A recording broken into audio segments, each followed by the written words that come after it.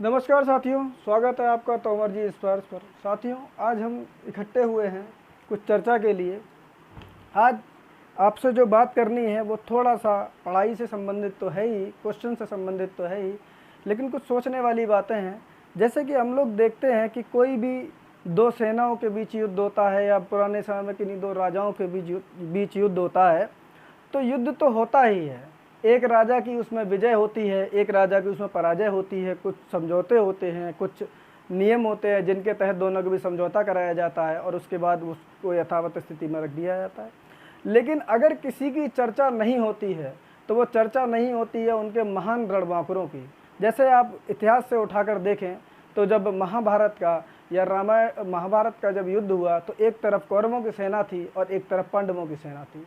कौरवों की सेना में आप लोग सेनापतियों के नाम शायद से ही जानते हो कि भीष्म पितामह, उसके बाद द्रोणाचार्य, उसके बाद कर्ण, शल्य उनके सेनापति बने। लेकिन दुर्योधन का नाम सबको पता है कि दुर्योधन युद्ध लड़ा था। दूसरी ओर पांडवों की सेना में युधिष्ठिर, भीम, अर्जुन, नकुल, सहदेव, इनके नाम सब जानते हैं।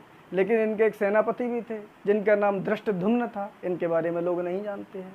चलिए, उस समय से पीछे हटकर हम अभी अपने जो है वीर गाथा काल के समय पर अगर लौट के आएंगे तो हम देखते हैं महान साम्राज्यों के बारे में देखते हैं तो महोबा के राजा परमर्दी देव यानी कि परमाल, उनके बारे में चर्चाएं होती हैं। लेकिन उनके वीर सेनापति आला और ऊदल के बारे में शायद इतनी चर्चाएं ना होती हों। लेकिन एक साम्राज्य, मेरा ऐसा मानना है कि कुशल सेनापतित्व पर भी निर्भर करता है। चलिए, आला ऊदल के बारे में तो आप जानते होंगे, लेकिन अगर हम बात करें पृथ्वीराज चौहान के सेनापति चामुंड राय और चौड़ा की, तो उसके बारे में शायद से ही आप जानते हैं। उसके बाद आगे बढ़ते बढ़ते कालांतर में आप समय के साथ साथ आगे बढ़ते रहेंगे तो भारत के एक वीर महान सपूत महाराणा प्रताप का नाम बच्चे बच्चे की जबान पर है। लेकिन उनके सेनापति हकीम खां सूर के बारे में लोग बहुत ही कम जानते होंगे। इसके बाद हम मुगलों, मराठों की बात करते करते आगे बढ़ जाते हैं। औरंगजेब की इतनी चर्चा होती है कि औरंगजेब ने इतनी लड़ाइयाँ जीती, उतनी लड़ाइयाँ जीती, लेकिन मिर्जा राजा जय सिंह की चर्चा नहीं होती है। अकबर ने इतनी लड़ाइयाँ जीती लेकिन उनके सेनापति मान सिंह की चर्चा नहीं होती है। मराठाओं ने इतने युद्ध जीते लेकिन शायद ही उनके सेनापतियों की चर्चा हो। और अगर आज हम वर्तमान काल में लौट के चले जाएं, हम देखें भारत ने 1971 का जब युद्ध जीता है तो हमारे देश के लिए बहुत ही गौरव का क्षण है। और बात भी ठीक है, देश को गौरव करना भी चाहिए। लेकिन आप एक बात सोचिए कि जिस देश के लोग इतने गौरवान्वित हो रहे होंगे, उस सेना का सेनापति जनरल सॉम मैनेक शॉ वो कितना गौरवान्वित हो रहे होंगे। लेकिन शायद इन सेनापतियों के कद दबा दिए गए हैं, लेकिन ऐसा नहीं होना चाहिए। साथियों, आज के सेशन में हम ऐसे ही एक महान सेनापति के जीवन परिचय से आपको परिचित कराने आए हैं। पंजाब के महान राजा महाराजा रणजीत सिंह के बारे में आप लोग अच्छे से जानते होंगे। लेकिन उनके एक सेनापति थे हरि सिंह नलवा, जिनके बारे में शायद ही हमारे साथी जानते हों। जो जानते हैं वो अच्छी बात है, जो नहीं जानते उनको हम आज हरि सिंह नलवा से परिचित कराएंगे।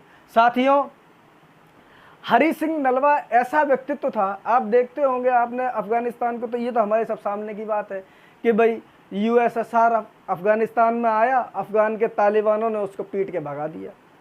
अमेरिका अफगानिस्तान में आया, तालिबानियों ने पीट के भगा दिया। यानी कहने का तात्पर्य है या ब्रिटेन भी इधर से नहीं आ पाया, रूस भी नहीं आ पाया, अमेरिका भी नहीं आ पाया। यानी अफगानिस्तान पर कोई भी कब्जा ना कहीं कहा जाए कि मतलब उस पर अपना कोई प्रभुत्व स्थापित नहीं कर पाया।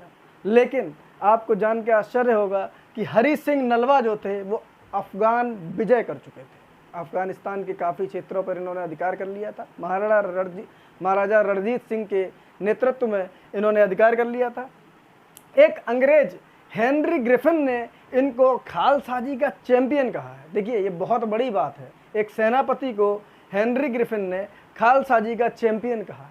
साथियों, इनका जन्म 28 अप्रैल 1791 को हुआ था। इनके पिताजी का नाम गुरुदयाल सिंह उप्पल, ये उप्पल जाट परिवार में पैदा हुए थे, और इनकी माताजी का नाम धर्मा कौर था। एक बार 1805 में पंजाब के महाराजा रणजीत सिंह ने एक प्रतियोगिता रखी, जिस प्रतियोगिता के अंदर उन्होंने लड़कों में, जवान लड़कों में भाला चलाना, तीर चलाना, तलवार चलाना या घुड़सवारी करना, इन सब के कौशल परखे। तो वहाँ पर एक जो नौजवान था हरी सिंह, उसमें उन्हें अलग ही प्रतिभा दिखी और उन्होंने हरी सिंह को अपनी सेना में शामिल कर लिया। धीरे धीरे हरी सिंह उनके मुख्य विश्वास पात्र बन गए। होता क्या है साथियों, जैसा आप जानते हैं कि राजा लोग शिकार खेलने जाते थे, तो महाराजा रणजीत सिंह एक बार शिकार खेलने गए और महाराजा रणजीत सिंह के काफिले पर एक जंगली बाघ ने हमला कर दिया। जब जंगली बाघ ने हमला कर दिया, अचानक हुए हमले से सैनिक थोड़े से सहम गए, लेकिन तभी वहाँ पर उनके सैनिकों में शामिल हरी सिंह नलवे ने, हरी सिंह नाम था उस समय उनका, उन्होंने अपने हाथों से कहते हैं कि बाघ का जबड़ा चीर दिया। सोचिए साथियों, कितना अकूत हिम्मत, साहस और अतुल बल होगा कि उन्होंने अपने हाथों से बाघ का जबड़ा चीर दिया। जब महाराजा रणजीत सिंह ने ऐसा दृश्य देखा तो शरीर रोमांचित हो गया और बहुत ज़्यादा अपने आप को धन्य महसूस किया कि मैंने ऐसी परख की है कि आज ये हमारे जो है राज्य का नाम इतना रोशन कर रहा है। और उन्होंने कहा हरी सिंह से कि तुम राजा नल के समान हो, राजा नल के समान हो, और इनको नलवा की उपाधि मिली। तब से इनका पूरा नाम हुआ हरी सिंह नलवा। साथियों, युद्धों के क्रम में हरी सिंह नलवा ने 1813 में अटक फतेह किया, 1818 में मुल्तान फतेह किया, 1819 में कश्मीर फतेह किया और 1823 में पेशावर पर भी अधिकार कर लिया। लेकिन एक बार जब महाराजा रणजीत सिंह के यहाँ बेटे की शादी का कुछ प्रोग्राम चल रहा था, तभी अचानक से कुछ अफगानियों ने अप्रैल 1836 में जमरौद पर हमला कर दिया। अचानक हमला कर दिया। अफगानियों की सेना बड़ी थी और हरी सिंह नलवा की सेना छोटी थी।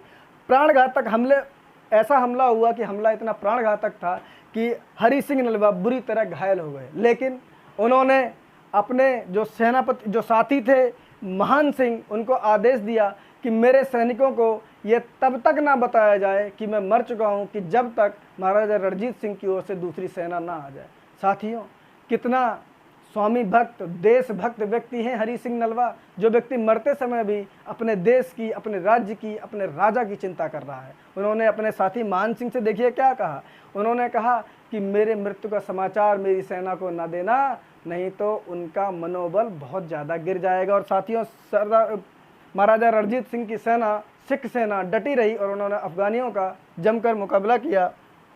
एक कहावत इनके बारे में, अफ़गान और पाकिस्तान का जो पश्तून प्रांत है वहाँ बहुत ज़्यादा फेमस है। वहाँ कहा जाता है कि चुप हो जा वरना हरी सिंह नलवा आ जाएगा। जैसे कहते हैं फिल्मों में था, जब किसी गांव में दूर दूर तक कोई बच्चा रोता है तो उसकी माँ कहती है सो जा बेटा नहीं तो गब्बर आ जाएगा। ये डायलॉग इसी से प्रेरित है।